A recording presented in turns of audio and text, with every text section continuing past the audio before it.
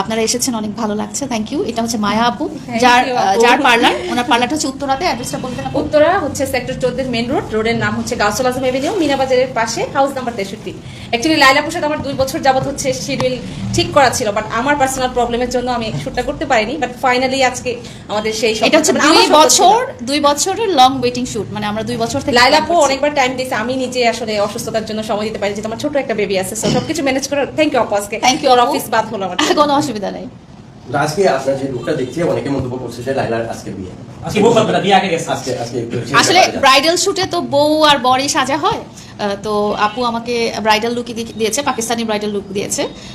তো এই শুটে বউর মতোই লাগছে, নর্মাল ফটোশুট না, এটা একটা ব্রাইডাল শুট ছিল। এবং ব্রাইডাল শুটের ভিডিওগুলো, ছবিগুলো আপনারা মায়া শেখস মেকওভার সেলুনের পেজে দেখতে পাবেন, আপনারাও দেখতে পাবেন। আচ্ছা, আপনি এইটা নিয়ে কয়বার বিয়ে করছেন? মানে কতগুলো ব্রাইডাল শুট করেছি আমি? প্রায় 150টা ব্রাইডাল শুট করেছি।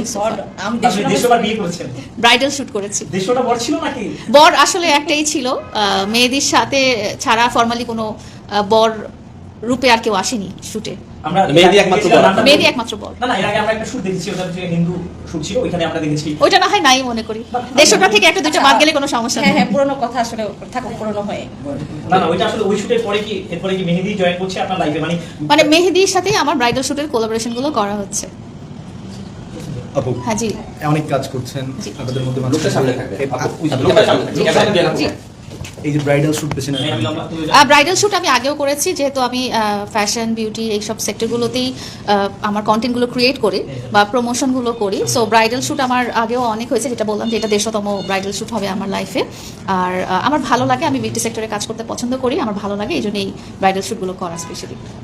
এই যে নতুন একজন আসছে মেহেদি, এর আগে অনেকে ছিল, এই নতুন নতুন ছেলেদের সুযোগ দেন, এটা কিভাবে দেখেন? ব্রাইডাল শুটে আসলে মডেল হিসেবে শুধু মেহেদিই ছিল, এবং এর আগে আরেকজন যিনি ছিলেন উনি তো ছিলেন। তো ব্রাইডাল শুটে কোলাবোরেশন পার্টনার হিসেবে শুধু মেহেদির সাথেই করা হয়েছে, অন্য কোনো মডেলের সাথেও আমি কাজ করতে ইন্টারেস্টেড। যারা যারা আসলে আমার সাথে কমফোর্টেবল ফিল করে এইসব ফটো শুটে বা ভিডিও শুটে, তাদের সাথে আমি কাজ করতে ইন্টারেস্টেড, আমার কোনো সমস্যা নেই। এখন পর্যন্ত অনেকগুলো কাজ করেছেন, কিন্তু আপনাকে নিয়ে একটু বিতর্ক সবসময় থাকে যে সবসময় নতুন নতুন ছেলেরা আপনার ডেরায় আসে, সেটা আপনার কাজের ক্ষেত্রে